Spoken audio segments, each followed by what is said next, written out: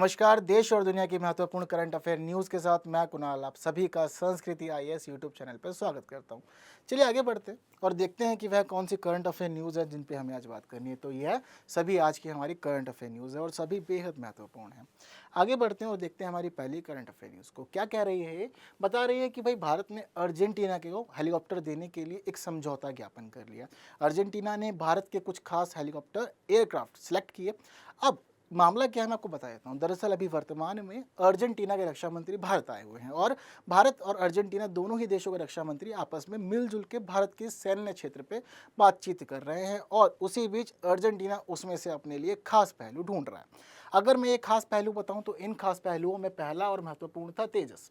Argentina चाहता है कि उसको तेजस एयरक्राफ्ट दे दिए जाए। इसके साथ ही उसने ब्रह्मोस पे भी फोकस किया, साथ ही प्रचंड को लेकर के एक डील साइन हुई।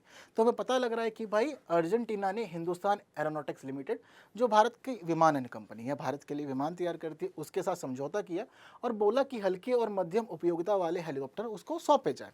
बात अच्छी है, हम लोग के लिए भी बढ़िया है ना कि हम लोग का व्यापार बढ़ेगा, निर्यात बढ़ेगा और हम किसी देश के साथ उसके रक्षा क्षेत्र को उसको मदद पहुंचा रहे हैं और मजबूत सैन्य संबंध स्थापित कर रहे हैं। इतनी बात क्लियर है। तो इसी के लिए एक आशय पत्र यानी कि लेटर ऑफ इंटेंट साइन कर दिया गया। हमें यहाँ पे यह पता लगता है कि यह जो लेटर ऑफ इंटेंट साइन किया गया है, इसके साथ साथ यहाँ ब्रह्मोस को लेकर भी चर्चा की गई है। यानी कि अर्जेंटीना की फोकस जो है वो इसके ऊपर भी बनी हुई है। ब्रिक्स के क्षेत्र का विस्तार को लेकर के इन्होंने बात की, यानी कि अर्जेंटीना चाह रहा है कि उसको भी ब्रिक्स में शामिल कर लिया जाए। हालांकि फिलहाल हम समझे तो ब्रिक्स को लेकर के दुनिया में लोकप्रियता निरंतर बढ़ रही है और अब ऐसा लग रहा है कि 40 से ज़्यादा देश जो है वह अपना प्रस्तुत कर चुके हैं विचार, बता रहे हैं कि उसको शामिल कर लिया जाए। लेकिन अभी तक किसी भी देश को इसमें शामिल नहीं किया गया। ब्रिक के बनने के बाद सिर्फ साउथ अफ्रीका शामिल हुआ था और कोई देश शामिल नहीं हो पाया। हमें यहाँ पर देखने में यह पता लगता है कि दोनों देशों ने क्या किया, 20 प्रचंड लड़ाकू हेलीकॉप्टर देने के लिए डील साइन हुई यहाँ पर, यानी कि भारत की ओर से अर्जेंटीना को यह भी दिए जाएंगे। हालांकि हम स्थिति समझे अर्जेंटीना की तो हमें यह भी पता लग रहा है कि उसकी नज़र JF-17 एयरक्राफ्ट पे भी है। यह कहाँ है, तो यह चीन के द्वारा बनाया जाता है और यह पाकिस्तान तक भी पहुंचा हुआ है। तो ये अर्जेंटीना चाह रहा है कि वो यह एयरक्राफ्ट भी ले ले। तो अपने आप में महत्वपूर्ण बातें हैं और अर्जेंटीना निरंतर फोकस कर रहा है कि वह अपने सैन्य क्षेत्र को किसी ना किसी प्रकार मजबूत करे और जो भी दुनिया की अच्छी तकनीक है उन्हें अपने रक्षा क्षेत्र में शामिल कर ले। लेकिन अगर हम स्थिति को समझते हैं तो हमें पता लगता है कि भाई इसकी खास नज़र तेजस लाइट कॉम्बैट एयरक्राफ्ट की थी, यानी कि यह चाहता था कि इसको यह मिल जाए। और भारत के मामले में तो तेजस अपने आप में खास है ही, लेकिन उस सब के बावजूद अर्जेंटीना ने कहा कि नहीं, मैं अभी तो तेजस नहीं लूँगा लेकिन जल्द ही लूँगा। तो ऐसा क्यों? तो अगर हम स्थिति समझे तो हमें पता लगता है कि तेजस एयरक्राफ्ट पूरी तरह से भारत के द्वारा नहीं बनाया जाता। इसके 16 पार्ट ऐसे हैं जो यूके से हम प्राप्त करते हैं और इसमें असेंबल करते हैं। अब अर्जेंटीना की जो आपत्ति है यह उन्हीं 16 पार्ट्स पर है। तो यहाँ हमें पता लगता है कि अब अर्जेंटीना चाहता है कि या तो आप उसको रिप्लेस करें तो ही मैं लूँ, अदरवाइज मैं उसको नहीं लूँगा। तो जो हमारे भारतीय अधिकारी हैं उन्होंने बोल दिया कि ठीक है, हमें भी कोई आपत्ति नहीं है, हम जल्द इसको रिप्लेस कर देंगे, बट इससे संबंधित जो भी परेशानी, जो भी खर्च उठाया जाएगा वह वहन आपको ही करना पड़ेगा। तो अर्जेंटीना ने इस पर भी सहमति जता दी है। लेकिन ऐसा क्यों?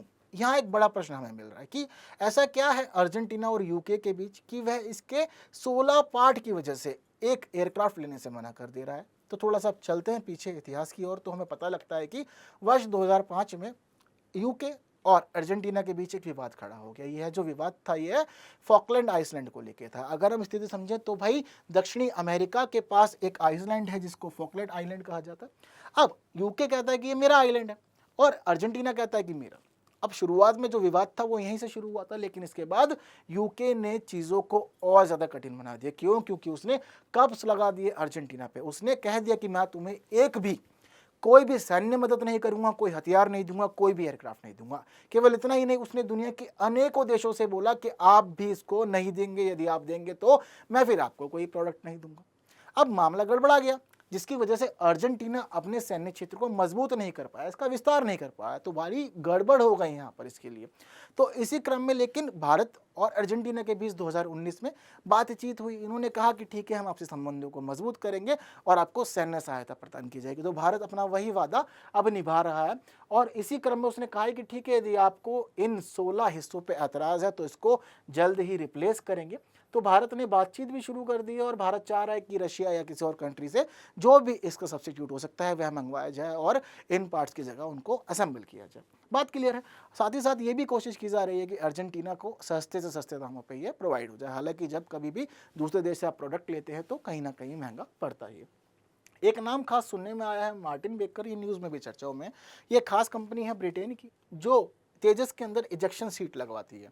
यानी कि यह जो इजेक्शन सीट है यही बनाती है, जब हम भारत मंगाते हैं तो उसको असेंबल कर लेते हैं। तो एक बड़ा विवाद लंबे समय से बना हुआ है यूके और अर्जेंटीना के बीच, जिसके बारे में जानकारी आपको होना ज़रूरी है। और इसी वजह से तेजस अभी नहीं लिए गए हैं, लेकिन जब वह रिप्लेस कर दिए जाएंगे तो जल्द ही पहुंचा दिए जाएंगे। लेकिन अभी प्रचंड को लेकर के पूरी डील साइन हो गई है और जल्द ही हम देख सकते हैं कि शायद यह ब्रह्मोस को लेकर के भी बात करें और डील साइन कर लें। हालांकि ब्रह्मोस को लेकर बातचीत हुई है और ये बैंगलोर तक भी गए हैं। ब्रह्मोस के जो भी प्रणाली है, जिस प्रकार तैयार किया जाता है उसको लेकर के।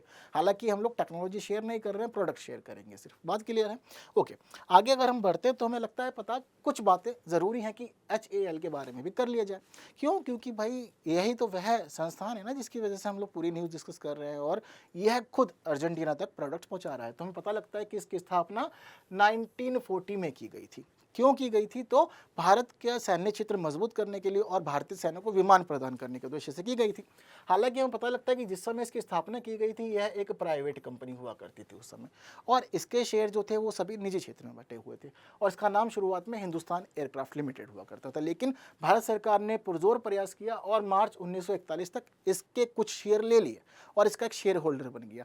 इसी प्रयास को इसने आगे बढ़ाया और वर्ष 1942 तक इसने पूरा का पूरा कंट्रोल इसका अपने हाथों में ले लिया। यानी कि इसके जो भी शेयर थे इसका पूरा अधिग्रहण किया, डील साइन करी और पूरा अपने अंडर में लेते हुए इसको आगे बढ़ाया।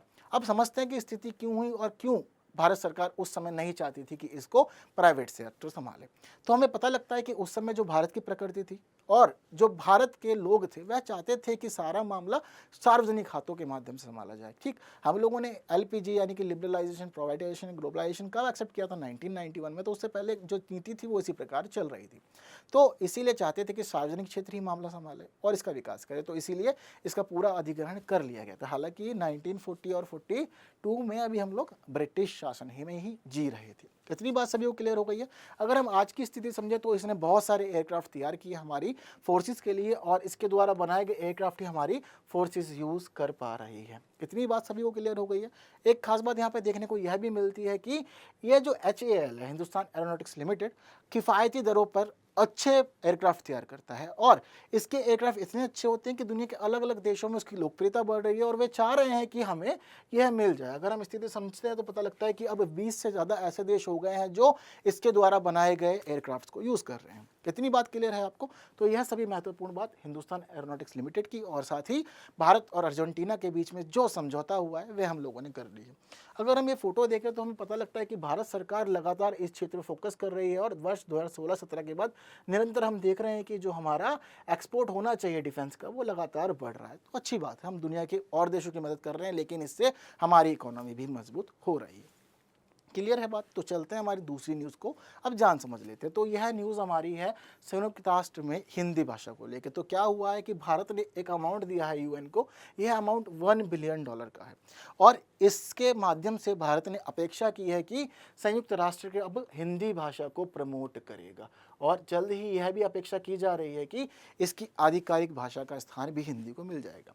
बात क्लियर है? तो भारत सरकार यही चाहती है क्योंकि हम देखते हैं कि हमारी आज की जो सरकार है वह लगातार हिंदी की ओर कार्य कर रही है।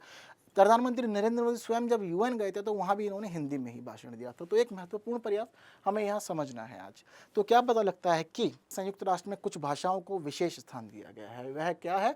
6 भाषाएं इसकी आधिकारिक भाषा के रूप में रिकॉग्नाइज की गई हैं। कौन कौन सी? अरबी, चीनी, अंग्रेज़ी, फ्रांसीसी और रूसी और साथ साथ स्पेनिश।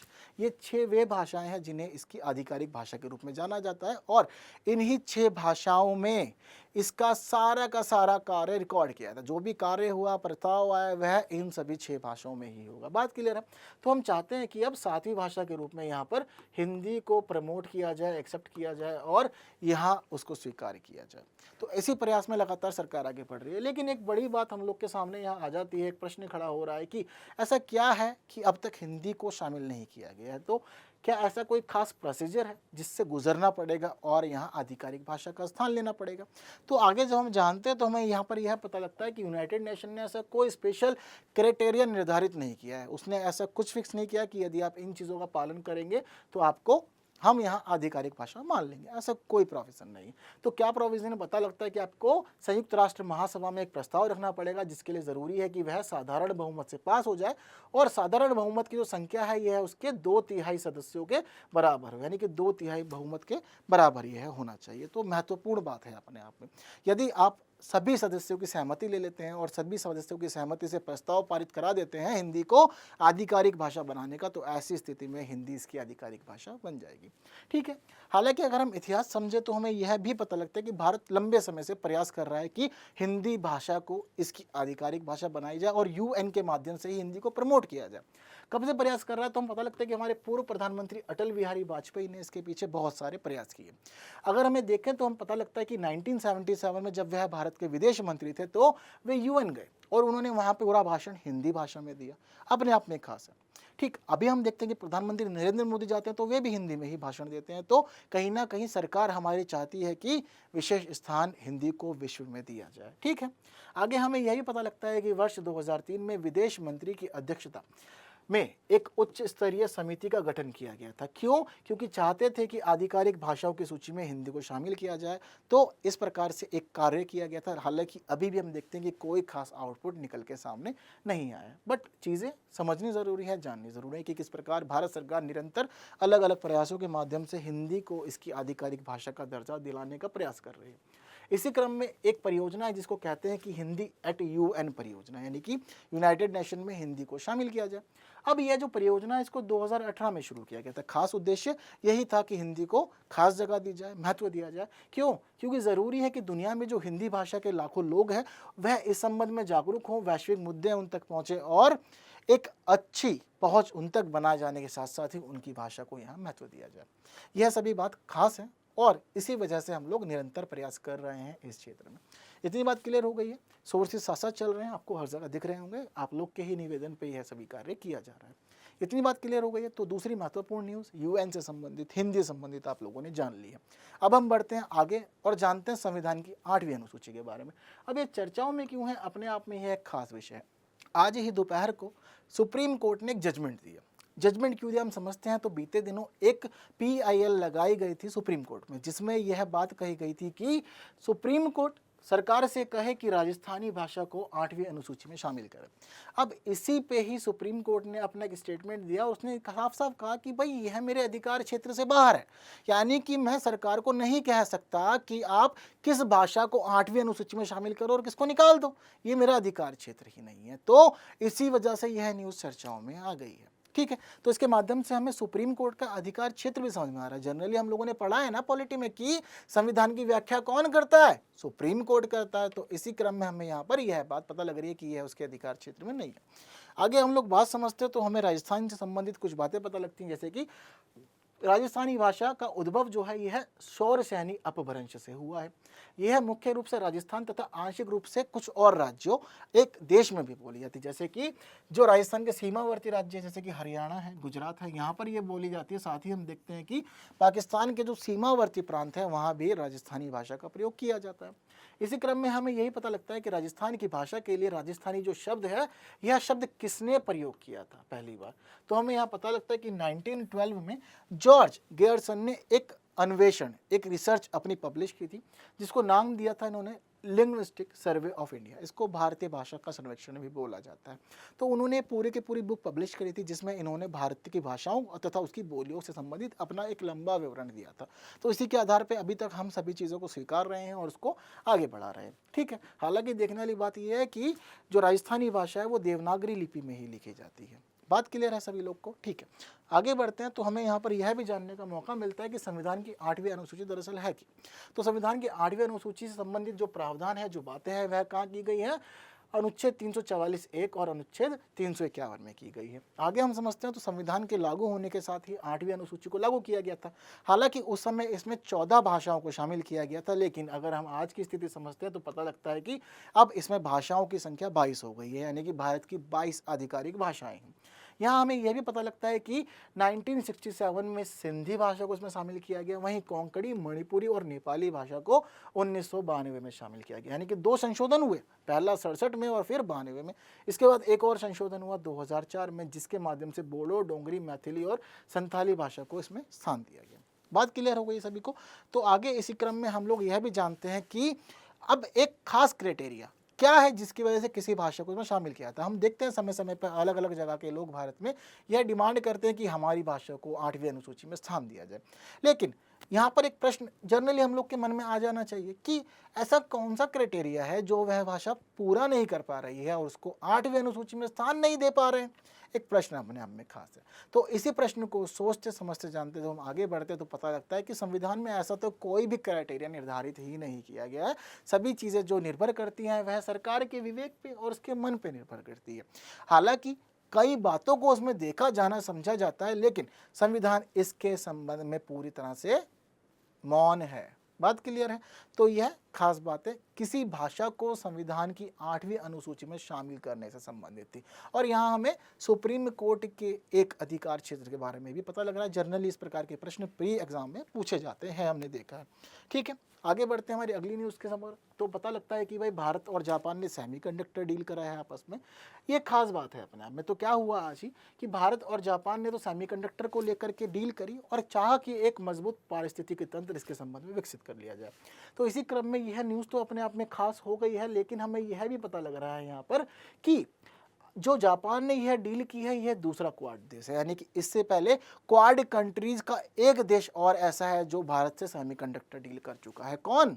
United states. अमेरिका ने डील पहले ही कर चुकी है और अब यह जापान भी कर रहा है। हालांकि ऑस्ट्रेलिया बच रहा है इन देशों में। इतनी बात क्लियर है तो आपको दोनों ही देशों के नाम पता होने चाहिए कि कौन कौन से देश इस तरफ आगे बढ़ रहे हैं और भारत के साथ सहयोग करते हुए सेमीकंडक्टर क्षेत्र का विकास चाह रहे हैं। अगर हम आगे बढ़ते हैं तो हमें यहाँ पर यह पता लगता है कि जब यह समझौता किया गया तो इसमें अब यह पता लग रहा है कि इस समझौते के माध्यम से अगले 5 से 6 वर्षों में भारतीय सेमीकंडक्टर क्षेत्र का बहुत अधिक विकास होने वाला है। अभी अगर हम वर्तमान स्थिति समझें तो भारतीय सेमीकंडक्टर उद्योग 650 बिलियन अमेरिकी डॉलर का है। यानी कि इतना बड़ा क्षेत्र हम लोग संभाल रहे हैं। लेकिन इस डील के माध्यम से अपेक्षा हो रही है कि अगले 5 से 6 वर्षों में इसकी जो अमाउंट है, इसका जो क्षेत्र है, ये 1 ट्रिलियन अमेरिकी डॉलर का हो जाएगा। तो बड़ा विकास की हम लोग अपेक्षा कर रहे हैं। यहाँ पे हमें यहाँ पे यह भी पता लगता है कि इस समझौते में 5 क्षेत्रों पे खास नजर रखी गई। पूरा का पूरा समझौता उन्हीं 5 क्षेत्रों पे केंद्रित था। कौन कौन से? पहली बात तो सेमीकंडक्टर डिजाइन किए जाएंगे, विनिर्माण किया जाएगा उनका, साथ साथ सेमीकंडक्टर के माध्यम से उपकरण अनुसंधान जो भी हो सकता है उस पर भी दोनों ही देश मिलकर काम करेंगे। कोशिश ये भी की जाएगी कि दोनों देशों के जो भी साइंटिस्ट हैं, रिसर्चर्स हैं, उन लोगों की प्रतिभा का विकास भी हो सके। इसके साथ ही जो 5वां क्षेत्र था वह था सेमीकंडक्टर आपूर्ति श्रृंखला में लचीलापन लाया जाए। हालांकि चीज़ें अभी फिलहाल काफ़ी रिस्ट्रिक्टेड हैं, लिमिटेड कंट्रीज ही हैं जो इस तरफ आगे बढ़ रही हैं और चीज़ों पर अच्छी रिसर्च करते हुए इनको बना पा रही हैं। तो इसी क्रम में चाहता है जापान भी कि उसको भी खास महत्व मिले, वह भी इस क्षेत्र में आत्मनिर्भर हो और विकास कर सके। इतनी बात सभी लोग को क्लियर हो गई है। हमें यहाँ पर यह भी पता लगता है कि माइक्रोन टेक्नोलॉजी ने हाल ही में 2.75 बिलियन डॉलर के निवेश के साथ भारत में एक सेमीकंडक्टर इकाई स्थापित करने की घोषणा की थी। ये पुरानी न्यूज़ हो गई है, ठीक है। तो लेकिन अपने आप में यह महत्वपूर्ण है। क्यों महत्वपूर्ण है? क्योंकि माइक्रोन टेक्नोलॉजी ने इतना बड़ा अमाउंट भारत में इन्वेस्ट किया। इसके इन्वेस्टमेंट के बाद ही जापान आया है और उसने कहा है कि ठीक है हम भी समझौता करते हैं। एक और कंपनी जिसका नाम है अप्लाइड मटेरियल, उसने क्या किया, 400 मिलियन डॉलर का भारतीय अर्थव्यवस्था में निवेश करने की अपनी चाहत को प्रस्तुत की। क्यों? क्योंकि यह चाहता है कि एक सहयोगी अनुसंधान एवं विकास केंद्र भारत में स्थापित किया जाए। हालांकि अमाउंट बड़ा है और ये चाहता है कि इसको इन्वेस्ट यहीं पे होगा, ठीक है। तो महत्वपूर्ण बात हम देख रहे हैं कि देश तो आगे बढ़ रहे हैं, साथ ही अलग अलग देशों की जो प्राइवेट कंपनीज है वह भी आगे बढ़ रही हैं और चाह रही हैं कि भारत के सेमीकंडक्टर क्षेत्र में इन्वेस्ट करते हुए विकास किया जाए। बात क्लियर सभी को? ठीक है। अब जब इतनी बात सेमीकंडक्टर की हो रही है तो क्यों ना इसी बीच ये भी थोड़ा जान लेते हैं कि सेमीकंडक्टर दरअसल होता क्या है। तो हमें यहाँ जानने में पता लगता है कि यह सिलिकॉन से बना होता है, यानी कि काफ़ी हल्का होता है, छोटा चिप्स होता है ये, ठीक है। हमें यहाँ पर यही पता लगता है कि इसका उपयोग क्यों किया जाता है, बिजली के परिचालन के लिए इसका उपयोग किया जाता है। हालांकि इसकी खास बात यह है कि यह कांच जैसा इंसुलेटर से अधिक बिजली को परिचालित करता है, लेकिन जो बड़े मेन इंसुलेटर है जैसे कि तांबा है, एल्यूमिनियम है, उनसे इसकी क्षमता कम होती है, ठीक है। तो कांच से अधिक और तांबे या एल्यूमिनियम से इसकी क्षमता कम मानी जाती है। इसी वजह से इसको क्या बोलते हैं, एक सेमी चिप माना जाता है। बात क्लियर है इतनी? तो यह बात थी सेमीकंडक्टर से रिलेटेड। पर इसका महत्व क्यों और हम लोग क्यों लगातार आगे बढ़ रहे हैं? पहले यूएस आया, उसने डील साइन करी, अब जापान भी कर रहा है, प्राइवेट कंपनीज भी इस सेक्टर में इन्वेस्ट कर रही है। क्यों?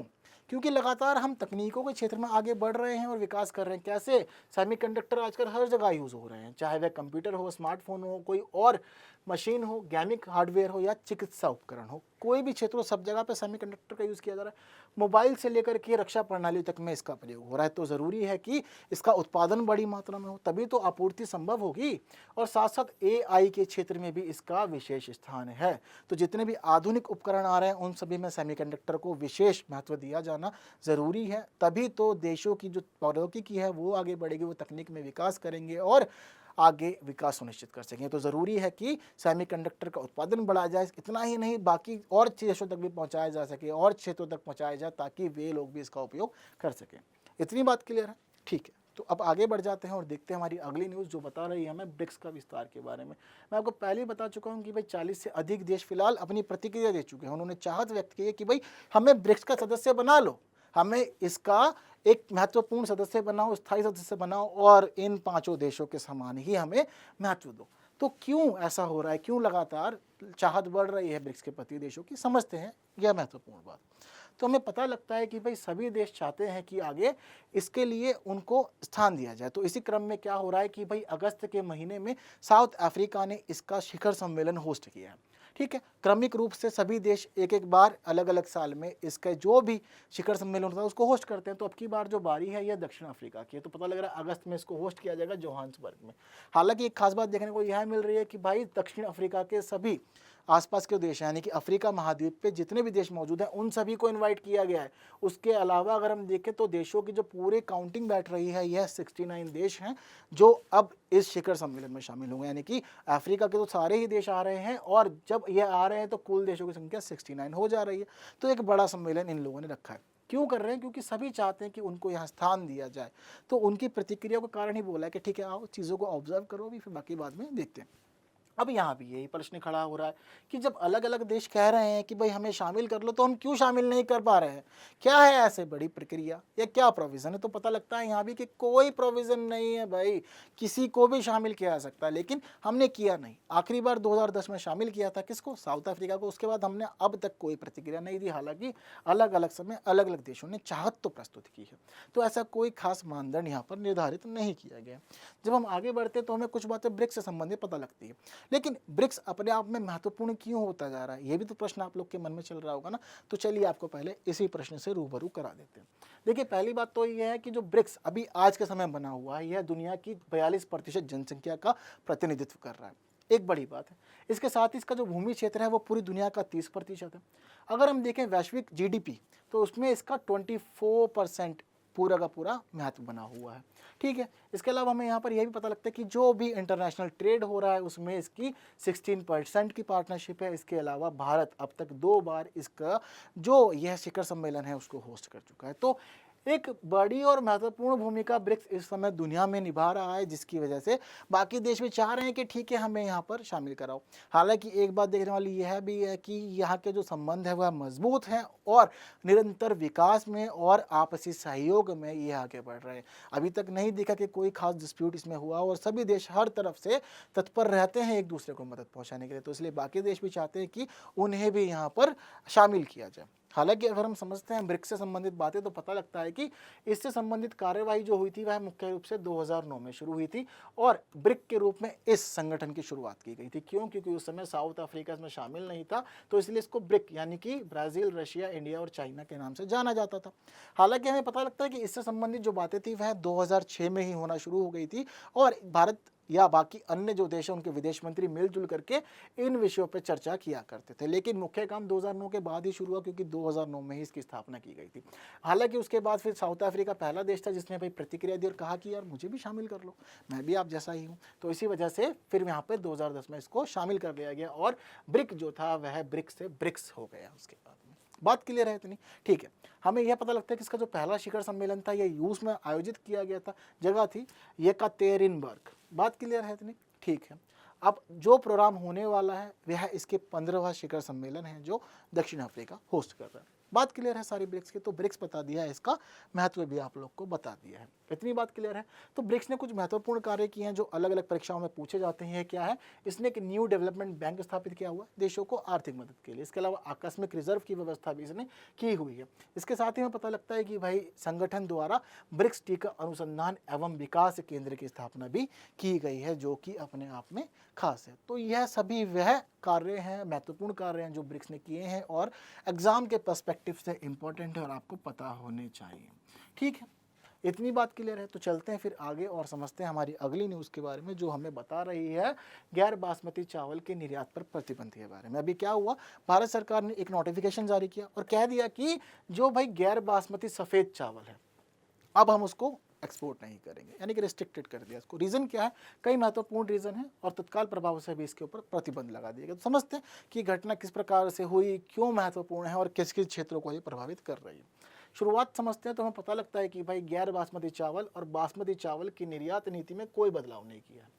ठीक है, तो गैर बासमती चावल होता है, काफ़ी कैटेगरी होती है। बासमती तो हम लोग कैटेगराइज कर दे रहे हैं, लेकिन गैर बासमती का मतलब है कि आप बस ये नहीं हो, इसके अलावा आप बहुत कुछ हो सकते हो। तो कह रहे हैं कि निर्यात नीति में तो परिवर्तन नहीं किया है, हालांकि जो इसका अंदर एक खास कैटेगरी होती है उसके एक्सपोर्ट को उन्होंने रेस्ट्रिक्ट कर दिया, जिसको बॉयल्ड राइस के रूप में जाना जाता है। ठीक है, आगे हमें पता लगता है कि सरकार ने वस्तु की निर्यात नीति को मुक्त से निषिद्ध में कन्वर्ट कर दिया है। दरअसल इसमें एक खास अमाउंट होता है जिसकी बात होती है 20% निर्यात शुल्क के रूप में। तो भारत सरकार ने क्या कर रखा था कि जो ये गैर बासमती चावल था, 20% निर्यात शुल्क से उसको छूट दे रखी थी। यानी कहा था कि ठीक है, जो भी ट्रेड होगा, एक्सपोर्ट होगा, वह हम निर्यात शुल्क के बिना करेंगे। तो फ्री कंडीशन में बना हुआ था। तो भारत ने क्या किया कि अब इसको वापस से इसी कंडीशन में शामिल कर दिया है। इतनी बात क्लियर है? तो अब यह किस कैटेगरी में शामिल हो गया? प्रतिबंधित, यानी कि रिस्ट्रिक्टेड हो गया है अब ये।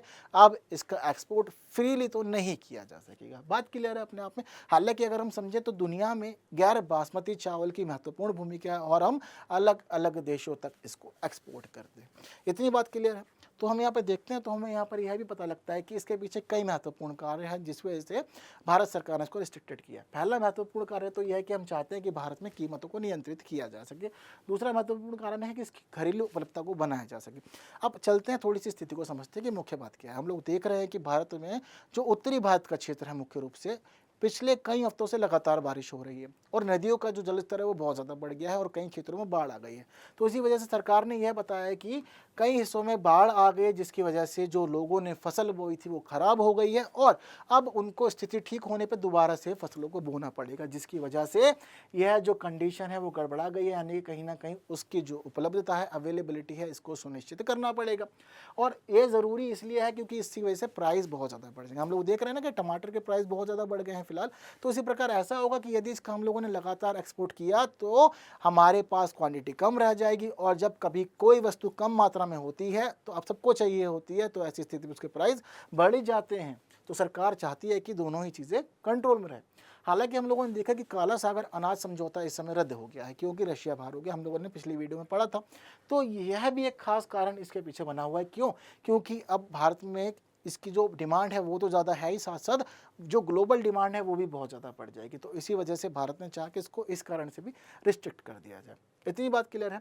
अब अगर हम आगे स्थिति समझते हैं तो हमें पता लगता है कि भाई इसकी जो कीमतें हैं वो बहुत ज़्यादा बढ़ गई है। यानी कि एक वर्ष की तुलना में जो पिछले साल इसकी कीमत हुआ करती थी उसकी तुलना अब इसमें 11.5% का इजाफा हुआ है।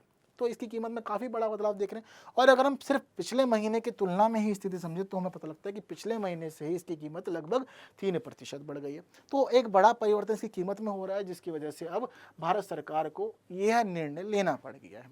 ठीक है, तो यह वह कारण है जिसकी वजह से भारत सरकार इस तरफ आगे आई है। हालांकि यहाँ पर हमें यह भी देखने को मिलता है कि 8 सितंबर 2022 को गैर बासमती सफ़ेद चावल पर 20% का निर्यात शुल्क लगाया गया था। ये लगाने की स्थिति है, बाद में सरकार ने कहा था कि ठीक है आप इससे मुक्त हो, यानी कि आप इसके बिना ही ट्रेड करोगे। तो इसी वजह से इसको फ्री ट्रेड की अनुमति दी थी, जिसकी वजह से इसका उत्पादन और साथ साथ इसका जो व्यापार था वो बहुत ज़्यादा बढ़ गया था। ठीक है, निर्यात शुल्क लगाने के बावजूद हमने देखा कि भाई एक साल में इसके जो पूरा का पूरा ट्रेड था उसमें 10 लाख मीट्रिक टन की वृद्धि हुई थी। यानी कि आप बिना इस टैक्स के तो खरीद ही रहे हैं, लेकिन साथ साथ जब टैक्स लगा हुआ था तो भी इसको आपने बहुत ज़्यादा खरीदा।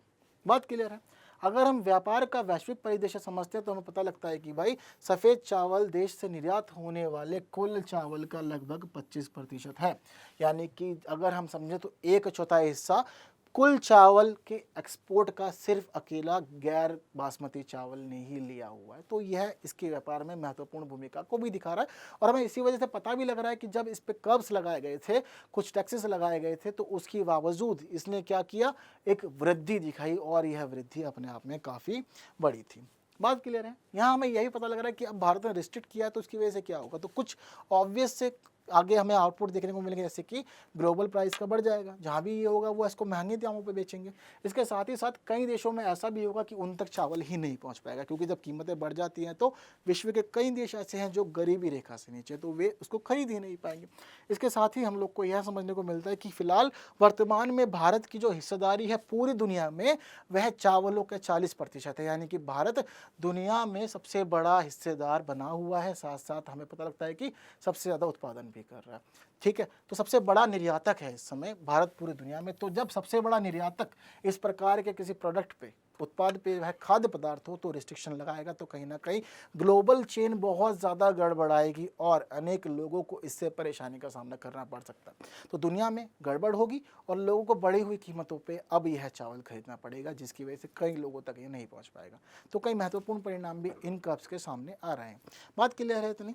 तो आज के इस पूरे के पूरे वीडियो में बस इतनी ही बात, सभी महत्वपूर्ण बातें हम लोगों ने कर ली है। अगले वीडियो में फिर मिलेंगे और नई महत्वपूर्ण बातों पर चर्चा करेंगे। Thank you so much.